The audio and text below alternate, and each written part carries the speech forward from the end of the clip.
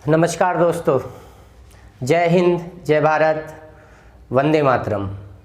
सभी भाइयों को राम राम और प्यारे मित्रों को सलाम। आइए दोस्तों,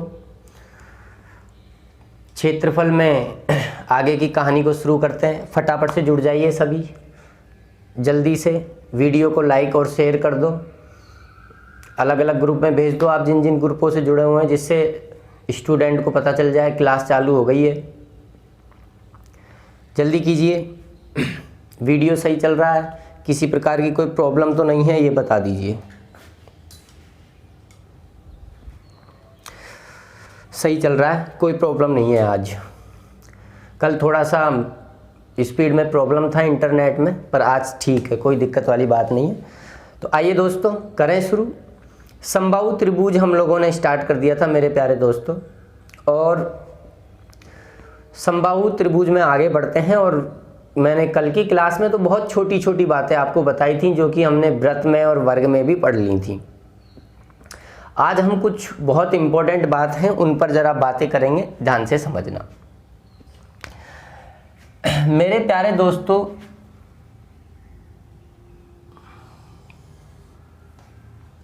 मेरे पास एक समबाहु त्रिभुज है ये।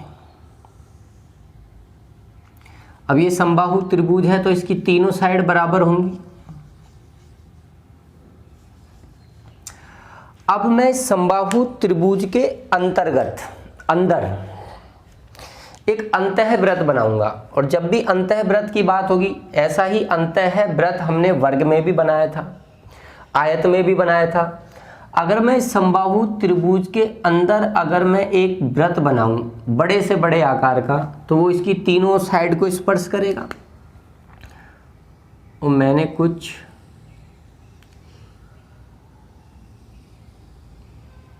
इस प्रकार से ये इसके अंदर एक क्या बना दिया, वृत्त बना दिया। और ये इस वृत्त का केंद्र हो गया, और ये इस वृत्त की हो गई त्रिज्या।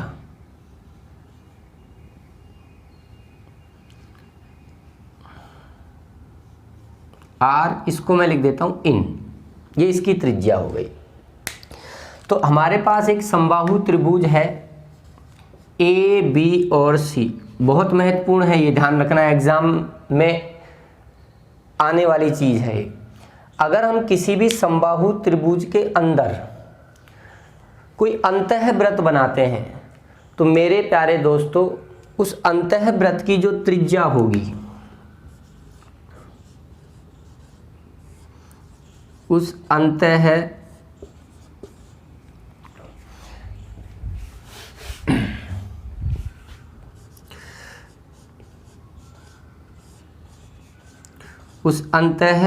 की जो त्रिज्या होगी, वो होगी मेरे प्यारे दोस्तों, जो हमारा समबाहु त्रिभुज है, उस समबाहु त्रिभुज की भुजा बटा 2√3। अंतःवृत्त की जो त्रिज्या होगी वो होगी समबाहु त्रिभुज की भुजा बटा 2√3। यानी हमारा जो आर इन है, आर इन, इनका मतलब अंदर वाले वृत्त का, आर इन जो है वो हमारा होगा, समबाहु त्रिभुज की भुजा क्या है, ए बटा 2√3। अगर किसी भी समबाहु त्रिभुज के अंतर्गत हम अधिकतम आकार का कोई वृत्त बनाते हैं, तो उस वृत्त की जो त्रिज्या होगी, अंतःवृत्त की जो त्रिज्या होगी, वो होगी समबाहु त्रिभुज की भुजा बटा 2√3। यानी आर इन जो हमारा होगा वो होगा ए बटा 2√3, ये हमारा होगा। तो फटाफट से आप चीज़ों को नोट कर लो।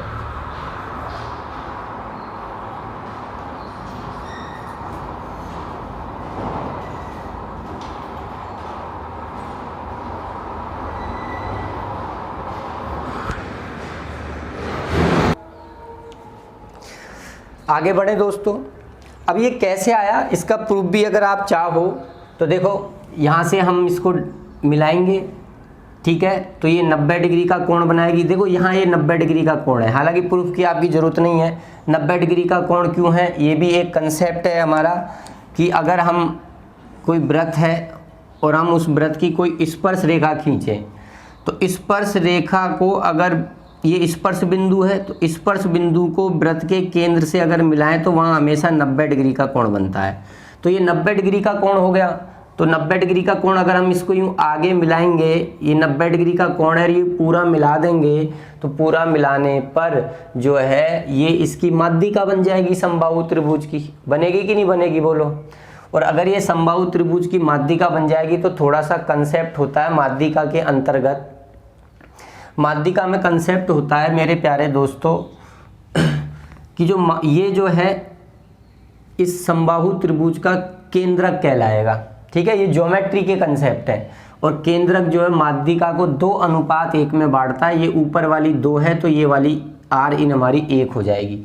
तो टोटल ये हमारी होती है √3/2 गुणा भुजा, और उसको अपन 2:1 में बांट देंगे तो 1 की टोटल की वैल्यू 3 की वैल्यू जो है √3/2 गुणा भुजा के बराबर होगी। तो 1 की वैल्यू जो है वो ये निकल कर आएगी जो हमने लिखी है। तो अभी इसके प्रूफ से आपको मतलब नहीं है, क्योंकि ज्योमेट्री की कुछ चीज़ें अभी आपको मालूम नहीं है। केंद्रक क्या है, माध्यिका 2:1 में क्यों काटती है, ये बातें अभी आपको मालूम नहीं है। तो अभी आपको सीधा याद रखना है। तो अंतःवृत्त की जो त्रिज्या होगी समबाहु त्रिभुज की भुजा बटा 2 √3 होगी। आगे बढ़े मेरे प्यारे दोस्तों, ये तो था अंतःवृत्त। अब हम बात कर लेते हैं परिवृत्त की, कि परिवृत्त की क्या कहानी है। परिवृत्त का मतलब क्या होता है, बाहर की तरफ अगर हम बनाएं तो हमारे पास ये एक समबाहु त्रिभुज है,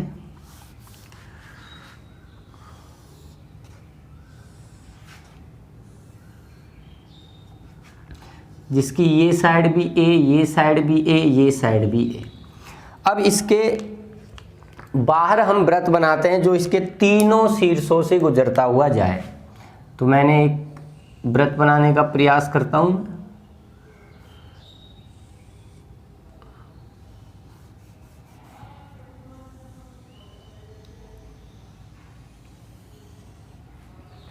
ये एक हमने वृत्त बनाया। अब देखो जैसा बन रहा है वैसा देख लो। ये हमने एक वृत्त बनाया जो इस समबाहु त्रिभुज के तीनों शीर्षों से होकर गुजर रहा है, ठीक है। ये ए है, मान लो ये बी है, ये आपका क्या है, सी है। ये इस वृत्त का क्या हो गया, केंद्र हो गया। अगर ये इस वृत्त का केंद्र हो गया तो ये इस वृत्त की त्रिज्या हो गई, ये भी इस वृत्त की त्रिज्या हो गई, ये भी इस वृत्त की क्या हो गई, त्रिज्या हो गई।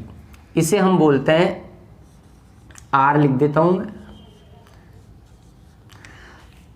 तो परिवृत्त की जो त्रिज्या होती है, अगर हम कोई समबाहु त्रिभुज बनाएं और समबाहु त्रिभुज के अगर हम कोई परिवृत्त खींचें, बाहर कोई वृत्त खींचें, तो जो परिवृत्त की जो त्रिज्या होती है मेरे प्यारे दोस्तों, परिवृत्त की त्रिज्या होती है समबाहु त्रिभुज की भुजा,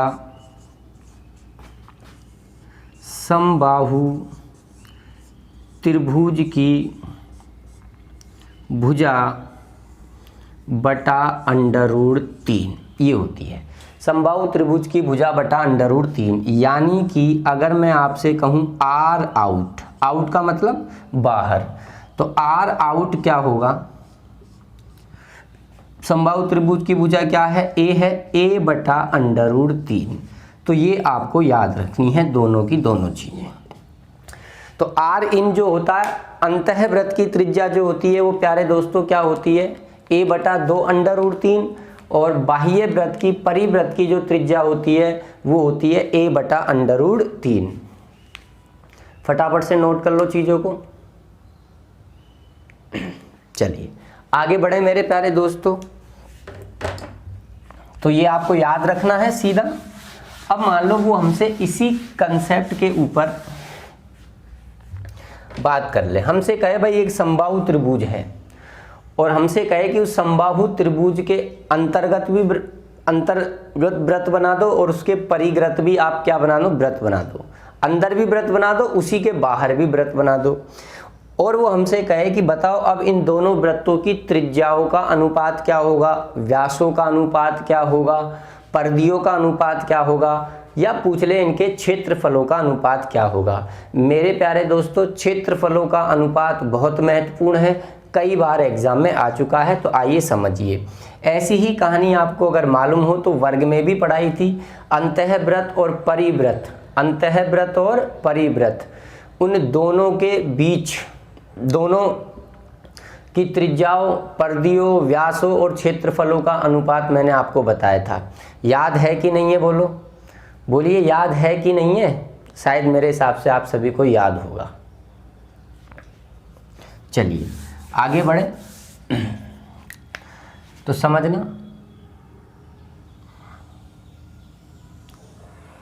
तो पहले एक व्रत बना देता हूं।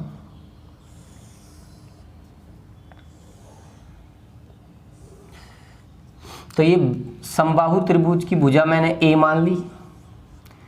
इस समबाहु त्रिभुज के बाहर मैंने एक व्रत बना दिया, परिव्रत।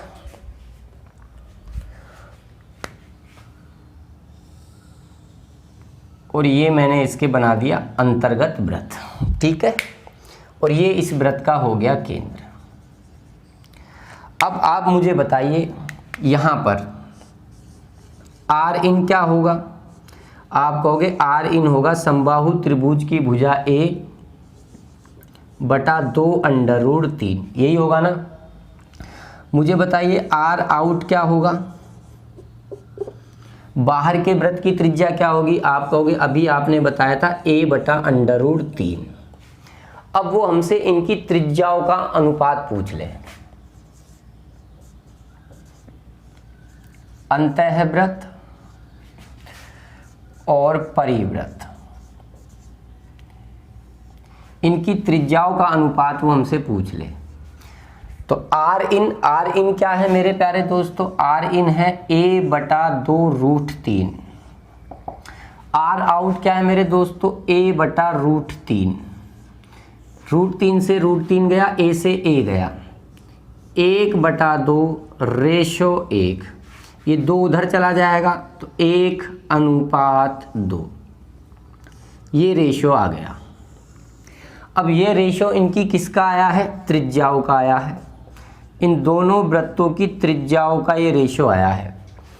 और आप जानते हैं जो अनुपात त्रिज्या का होता है वही अनुपात व्यासों का होता है और वही अनुपात उनकी परिधियों का होता है। ये चीज़ मैं व्रत में बता चुका हूँ।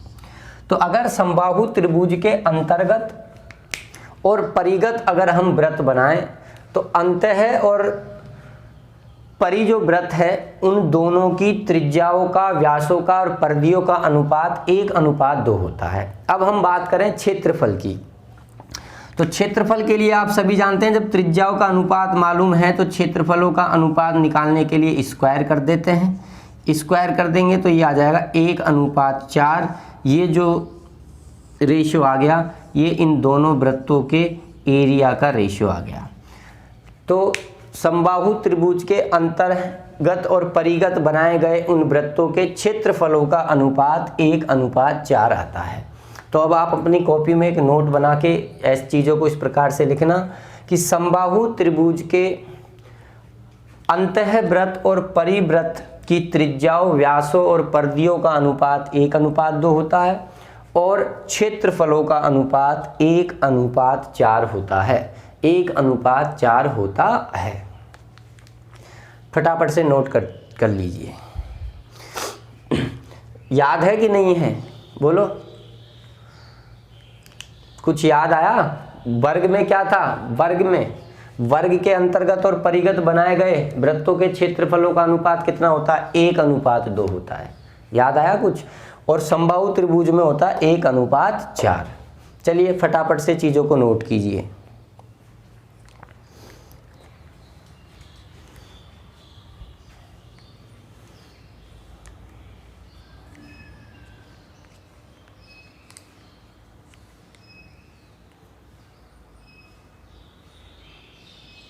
लाइट गई दोस्तों।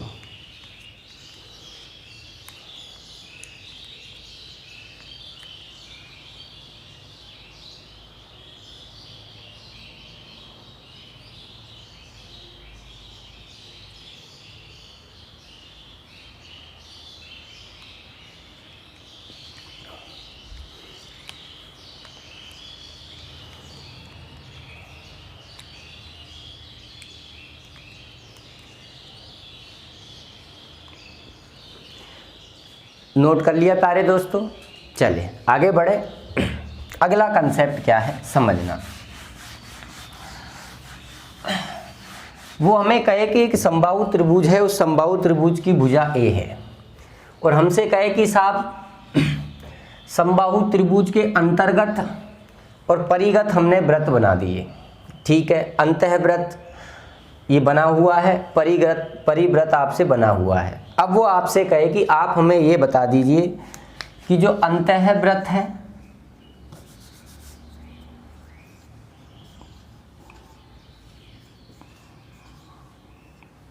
और ये जो समबाहु त्रिभुज है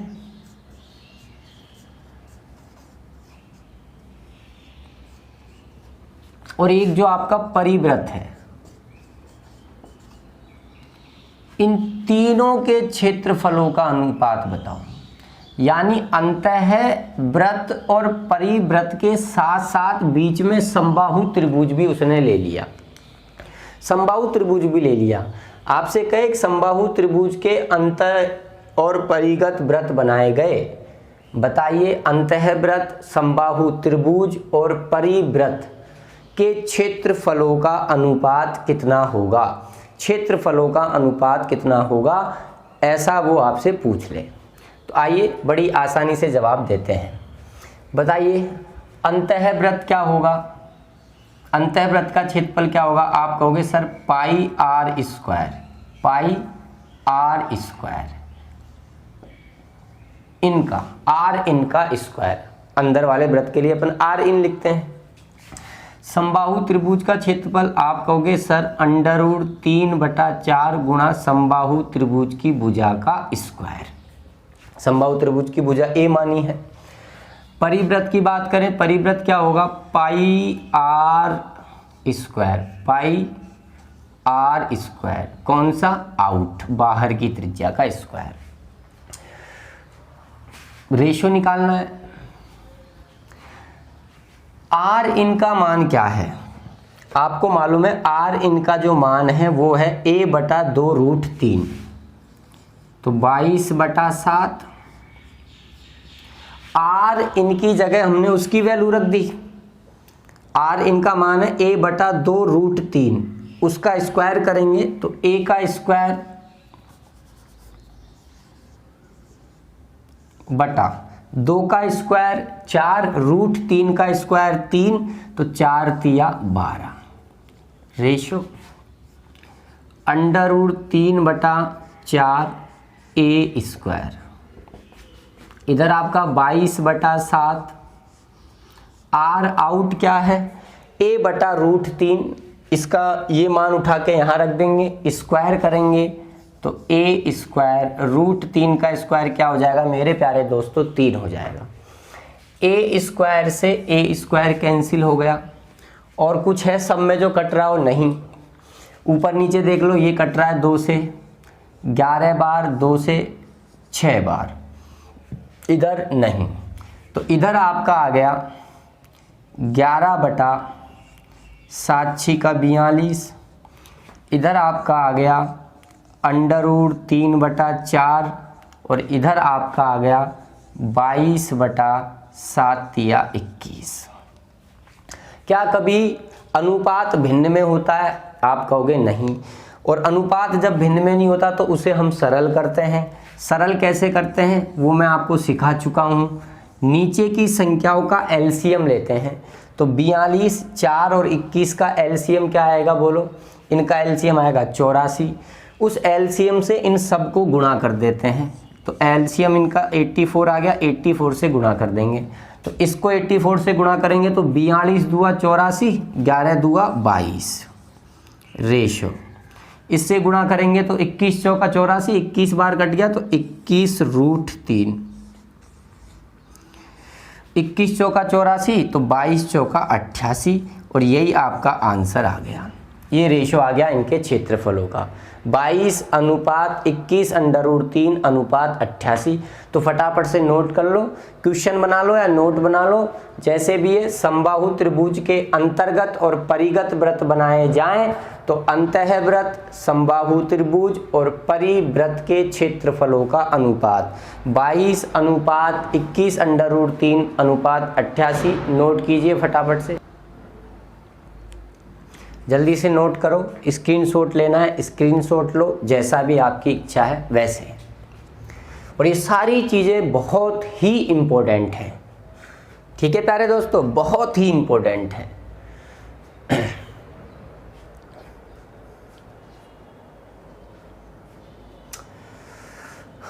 आज अब तो नहीं आ रही है ना कोई वीडियो में प्रॉब्लम भाई? आज मैं तुम्हारा कमेंट पढ़ने के लिए मोबाइल नहीं लाया, दूसरा डिस्चार्ज हो गया वो। क्लियर आ रहा है सभी को? शुभम देख रहे हो आप तो सही आ रहा है वीडियो? दिल खुश।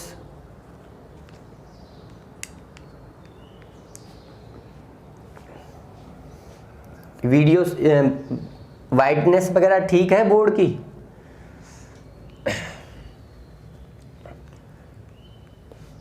नोट करो जल्दी।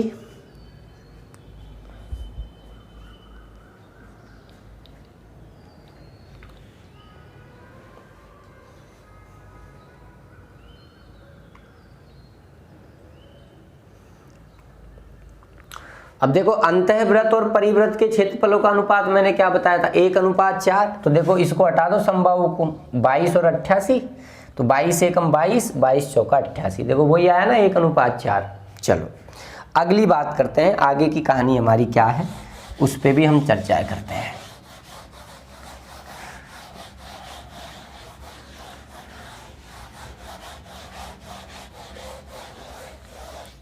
आइए ध्यान दीजिएगा।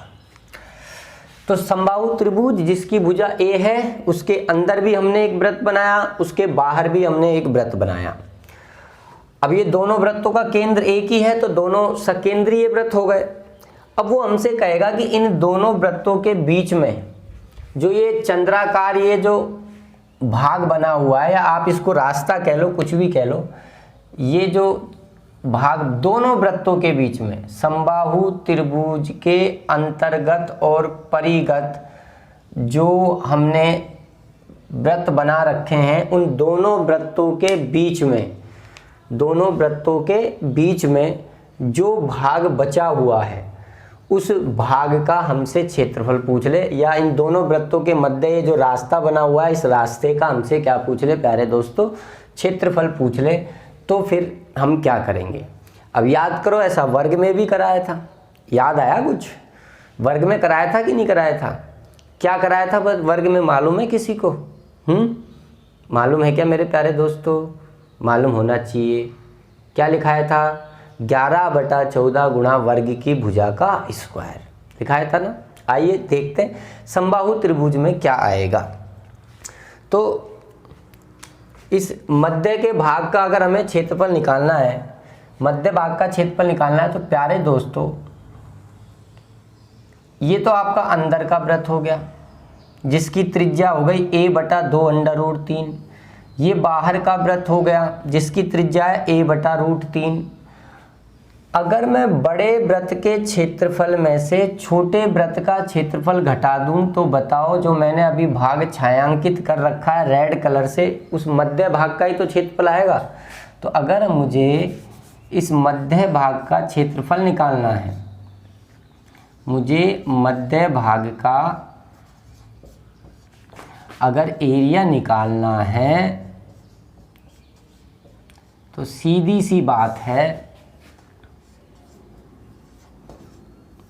बड़े वृत्त में से छोटे वृत्त को का जो एरिया है उसे माइनस कर दो। क्यों जी, कोई दिक्कत? अब बताओ, वृत्त का क्षेत्रफल क्या होता है? πr²। पाई, बड़े वृत्त की त्रिज्या है r आउट, तो r आउट का स्क्वायर माइनस छोटे वृत्त का एरिया क्या होगा? पाई, छोटे वृत्त की त्रिज्या क्या है? r इन का स्क्वायर। क्या दोनों में पाई कॉमन आ रहा है? आ रहा है, मैंने पाई कॉमन ले लिया। r आउट की वैल्यू कितनी है भाई? a/√3। इसका करोगे स्क्वायर तो बताओ क्या आ जाएगा, ए स्क्वायर रूट 3 का स्क्वायर 3 माइनस आर इन कितना है, ए बटा 2 रूट 3, इसका स्क्वायर करोगे तो ए स्क्वायर बटा आ जाएगा 12, 2 का स्क्वायर 4 रूट 3 का स्क्वायर 3, 4 तिया 12।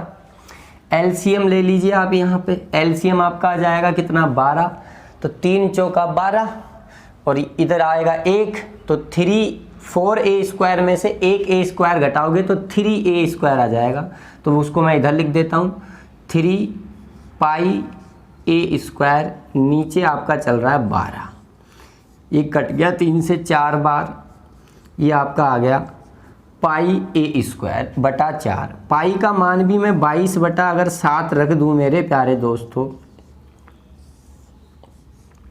तो नीचे आपका 4 है, ये फिर कट गया 2 से 11 बार, 2 से 2 बार, तो ये आपका आ गया, ऊपर आया आपका 11, नीचे आ गया आपका 7 दूनी 14 गुणा में a स्क्वायर। तो यहाँ भी वो ही कहानी आई, यानी अगर हम किसी समबाहु त्रिभुज के अंतर्गत और परिगत वृत्त बनाएं तो इन दोनों वृत्तों के मध्य जो भाग बनेगा, उस मध्य भाग का जो एरिया आएगा वो आपका आएगा, मैं डायरेक्ट लिख रहा हूँ 11 बटा 14 गुणा जो आपका समबाहु त्रिभुज है। कौन सा त्रिभुज है, समबाहु जो त्रिभुज है, समबाहु त्रिभुज की भुजा का क्या कर दो स्क्वायर, ये आपको सीधा डायरेक्ट याद रखना है। 11 बटा 14 गुणा समबाहु त्रिभुज की भुजा का स्क्वायर, तो फटाफट से नोट डाल लीजिए, नोट डाल के कंसेप्ट को लिख लीजिए सीधा सा। नोट में आप चाहो तो लिख सकते हैं कि समबाहु त्रिभुज के अंतःवृत्त और परिवृत्त के मध्य बने भाग का क्षेत्रफल, समबाहु त्रिभुज के अंतर्गत और परिगत बने वृत्तों के मध्य भाग का क्षेत्रफल। चलिए फटाफट से नोट कीजिए चीज़ों को, समय दे रहे हैं आपको थोड़ा सा।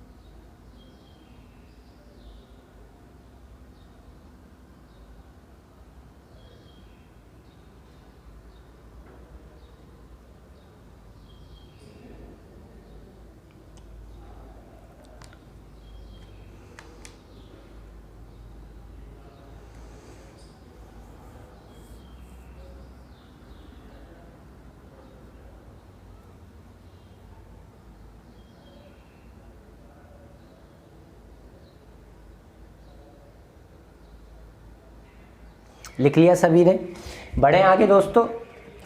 आइए आओ प्यारे दोस्तों, अब अगली कहानी पर बात करते हैं। अगली कहानी क्या, पहले जो कंसेप्ट मैंने समझाया इसके ऊपर मैं आपको एक आध दो क्वेश्चंस मैं आपके सामने ले लेता हूं।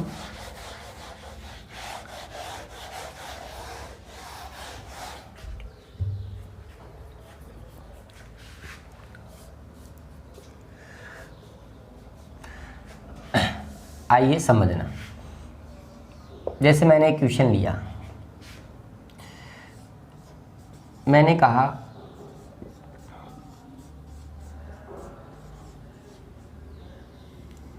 एक समबाहु त्रिभुज की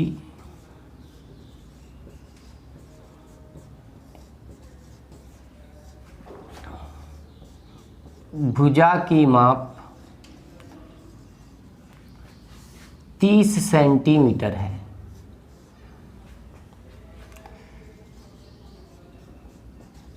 इसके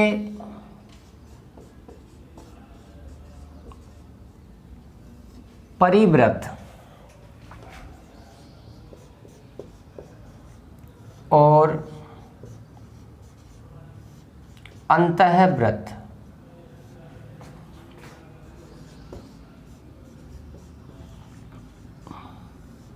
के मध्य बने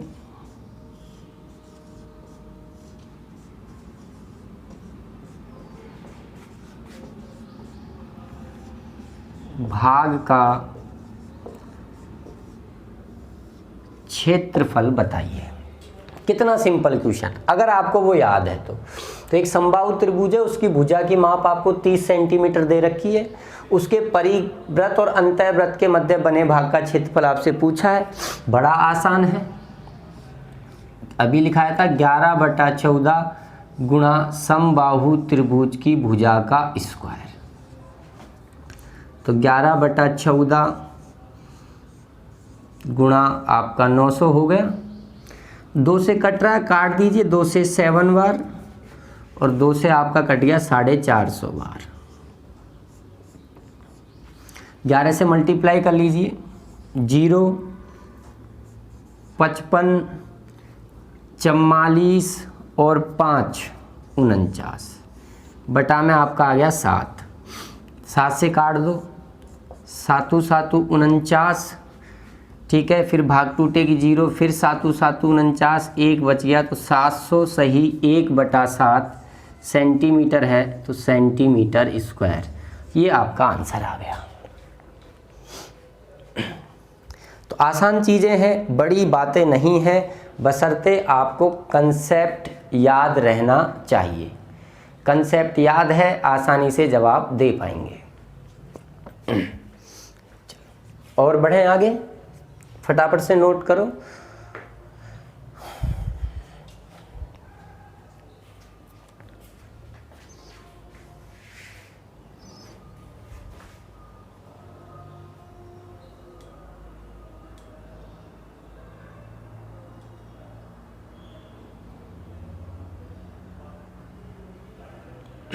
लाइट आ गई है, एकदम उजाला बढ़ गया होगा बोर्ड पर। ठीक कर दिया मैंने, सेट कर दिया उसे। उतारिए आप फटाफट से, बढ़ें आगे। चलो आगे बढ़ते हैं।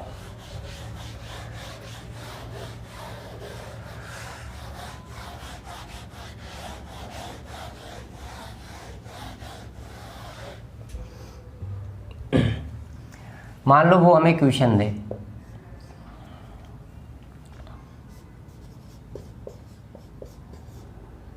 वो हमसे कहे किसी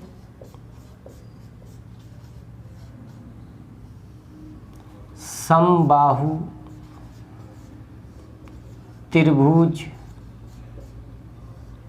की भुजा की माप 28√3 सेंटीमीटर है।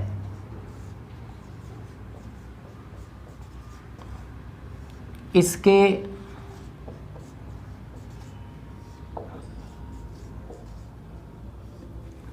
अंतःवृत्त, इसके अंतःवृत्त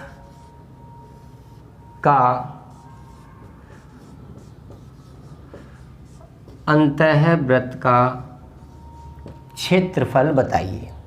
ये क्वेश्चन हमने दे दिया कि साहब इसके अंतःवृत्त का क्षेत्रफल आपको बताना है। अब हमें अंतःवृत्त का क्षेत्रफल बताना है, तो हमें अंतःवृत्त की चाहिए त्रिज्या, हमें चाहिए r इन, और समबाहु त्रिभुज के अंदर अगर आप कोई वृत्त बनाते हो तो r इन क्या होती है बताओ? समबाहु त्रिभुज की भुजा बटा 2√3। समबाहु त्रिभुज की भुजा आपको कितनी दे रखी है? 28√3 ये दे रखी है, बटा में आता है 2√3। 2√3, ये √3 से √3 कट गया, 2 से ये आपका 14 टाइम कट गया, तो आपकी त्रिज्या आ गई 14 सेंटीमीटर।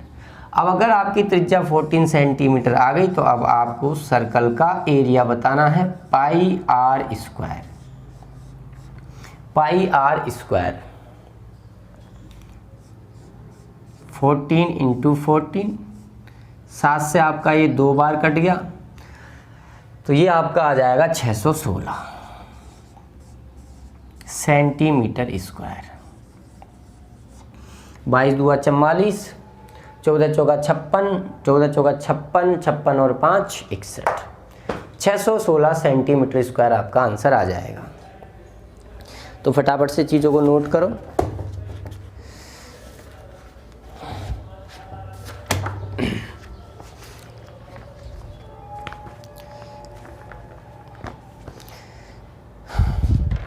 त्रिभुज ही क्षेत्रफल में महत्वपूर्ण और बहुत बड़ा पार्ट है ये।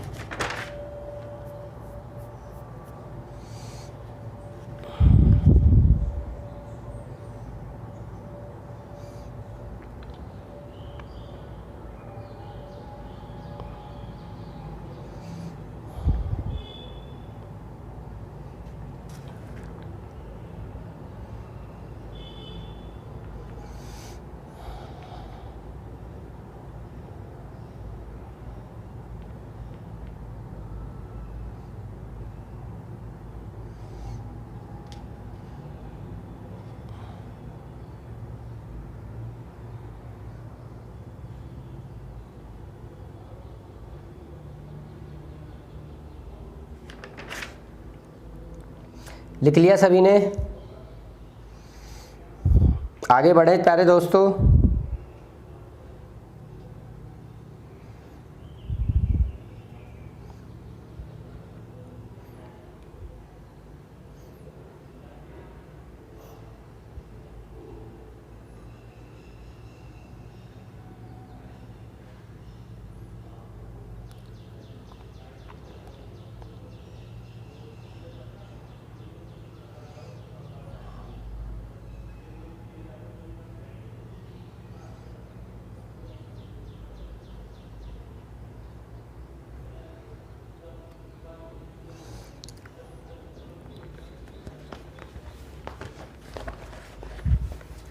चलो आगे बढ़े, चलिए।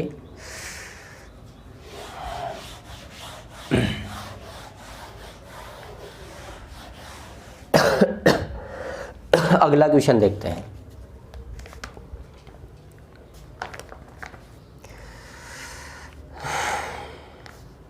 आओ, क्या कह रहा है ये?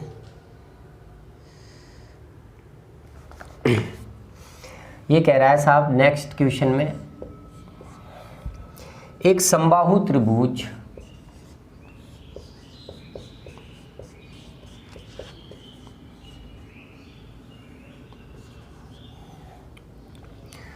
के अंतःवृत्त का क्षेत्रफल,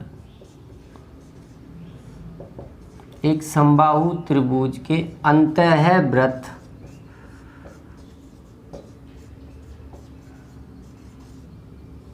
का क्षेत्रफल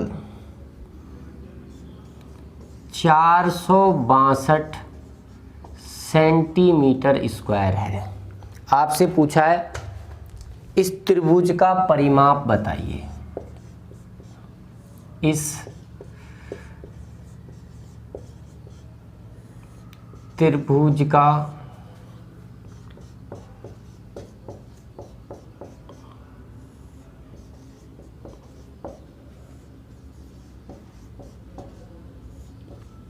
परिमाप बताइए। ये आपसे पूछा है कि ये बताओ साहब इस त्रिभुज का परिमाप क्या है। तो अंतःवृत्त का क्षेत्रफल 462 दिया है। बताइए अंतःवृत्त का क्षेत्रफल क्या होगा? वृत्त का क्षेत्रफल होगा पाई आर स्क्वायर। अंतःवृत्त है तो आर इनका स्क्वायर, और ये आपको दे रखा है 462। अब आपको अगर समबाहु त्रिभुज का परिमाप बताना है तो आप जानते हैं समबाहु त्रिभुज का जो परिमाप होता है वो होता है 3 गुणा भुजा। 3 गुणा भुजा, भुजा ए मान ली। जब तक समबाहु त्रिभुज की भुजा नहीं आएगी तब तक आप इसका परिमाप नहीं बता सकते। अब आप जानते हो अगर समबाहु त्रिभुज की भुजा ए है तो आप सभी जानते हैं कि अभी थोड़ी सी देर पहले मैंने बताया था कि आर इन जो होगी समबाहु त्रिभुज के अंतःवृत्त की जो त्रिज्या होगी वो होगी a/2√3। यही होगी ना। तो मैं आर की जगह इसका मान रख देता हूँ a/2√3। तो a स्क्वायर, 2 का स्क्वायर 4, √3 का स्क्वायर 3, तो 12। चलो आइए काटा पीटी करते हैं। 2 से आपका ये 11 बार कट गया, 2 से आपका ये 6 बार कट गया। 11 से इसको आप उड़ाओ, 11 चौका 44, 11 दूआ 22, ए स्क्वायर, इधर देखो 7 छिका 42, 7 छिका 42, उधर भी आपका 42। तो जब ए स्क्वायर बराबर 42 गुणा 42 आ गया तो बताओ ए बराबर कितना आ गया, 42। स्क्वायर जाएगा उधर, अंडर रूट हो जाएगा, तो 42 2 बार गुणा हो रहा है, तो बस समाप्त हो गया सवाल। 3 गुणा भुजा आपकी 42 आ गई, तो ये आपका आ गया 126 सेंटीमीटर। 126 सेंटीमीटर इसका परिमाप निकल कर आ गया।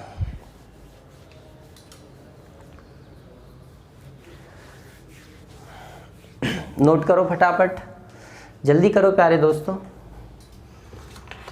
जब तक मैं आपके लिए कोई दूसरा क्वेश्चन ढूंढता हूँ। आप नोट करेंगे जब तक।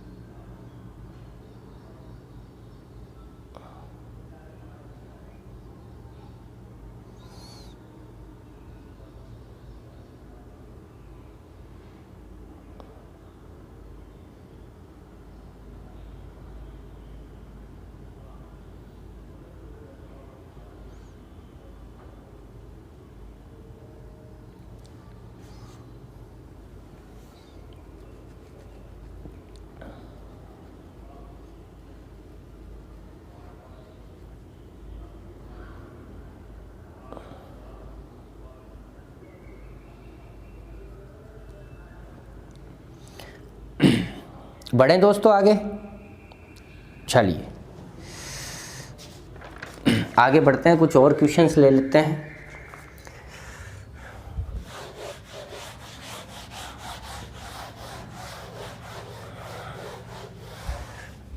आ जाओ, ये भी अच्छा क्वेश्चन है। ये कह रहा है यदि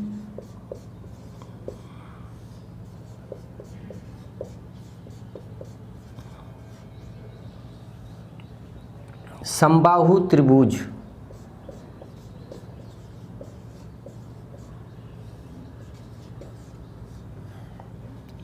भुजाओं में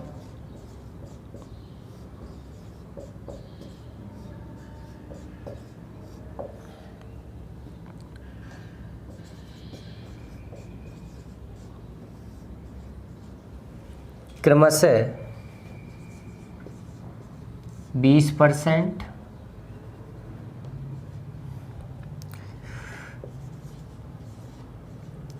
30% तथा 50% की वृद्धि करके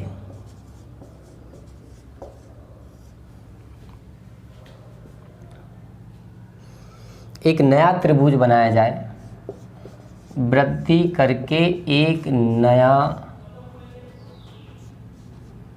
त्रिभुज बनाया जाए।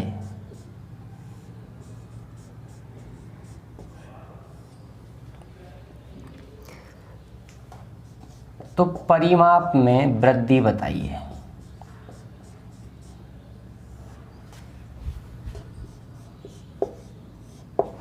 तो परिमाप में आपसे कहा है मेरे प्यारे दोस्तों वृद्धि होगी, और ये रहा है 4 ऑप्शन।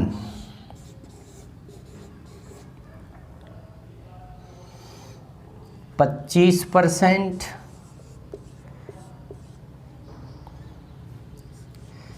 75%, 100% और 33 सही 1/3%। चलो इसका जवाब तुम दो, आप लोग इसका जवाब दो मुझे।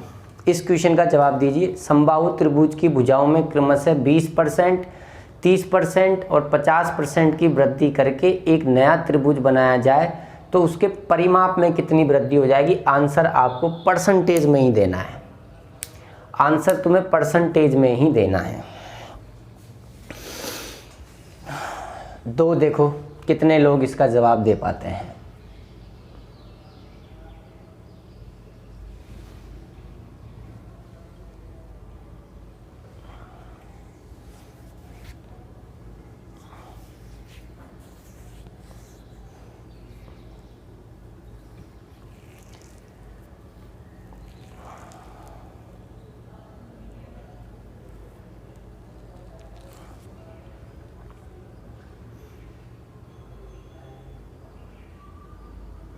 बहुत आसान क्वेश्चन है, बहुत ही आसान क्वेश्चन है।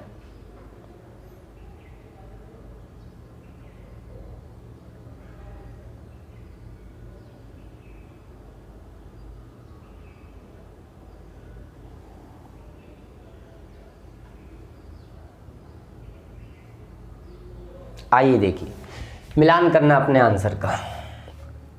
समबाहु त्रिभुज है, कोई भी समबाहु त्रिभुज बना लो। हम जानते हैं समबाहु त्रिभुज की सभी भुजाएं बराबर होती हैं।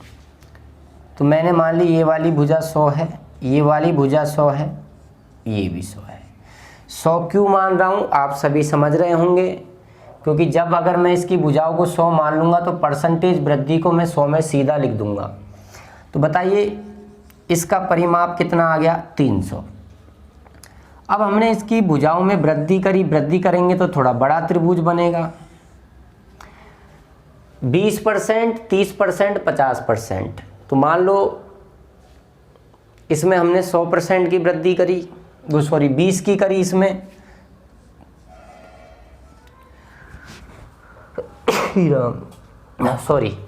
तो ये 120 हो जाएगी। मान लो इसमें अपन ने 30% की वृद्धि करी तो ये 130 हो जाएगी। मान लो इसमें अपन ने 50% की वृद्धि करी तो ये 150 हो जाएगा। तो अब परिमाप कितना आ गया, 400। अब परिमाप कितना आ गया मेरे दोस्तों, 400 आ गया। 120, 130, 150, 250 और 150 आपका कितना हो गया, 400। आपसे पूछा परिमाप में कितनी वृद्धि हुई, तो 300 था परिमाप, कितना हो गया 100। तो परिमाप में कितने की वृद्धि हुई, 100। परसेंटेज वृद्धि कैसे निकालते हैं, कौन कितना ज़्यादा बटा किससे ज़्यादा गुणा 100। तो 300 से 400 हुआ तो कितना ज़्यादा, 100। किससे ज़्यादा, 300 से, गुणा में 100। 2 0 से 2 0 कट गई। 100 से 3 को जब आप काटोगे तो ये आपका आ जाएगा 33 सही 1/3%। ये आपका आंसर आ गया, ये आपकी वृद्धि हो जाएगी। तो बहुत ही आसान और सिंपल और निहायत ही सीधा क्वेश्चन था। तो ये क्लास आज की इतनी रखते हैं। अच्छा लगा लाइक कर दो, शेयर कर दो। ये काम तो आप जब वीडियो चले तभी कर दिया करो, ठीक है दोस्तों। फिर मिलते हैं। जय हिंद, जय भारत, वंदे मातरम, भारत माता की जय। अच्छा जाते जाते एक और चीज़ बता दूं, 5 बजे आज ज़रूर मिलेंगे, पक्की बात है। आज हम घनाभ को काटेंगे। 5 बजे की क्लास का इंतज़ार करना दोस्तों, ठीक है।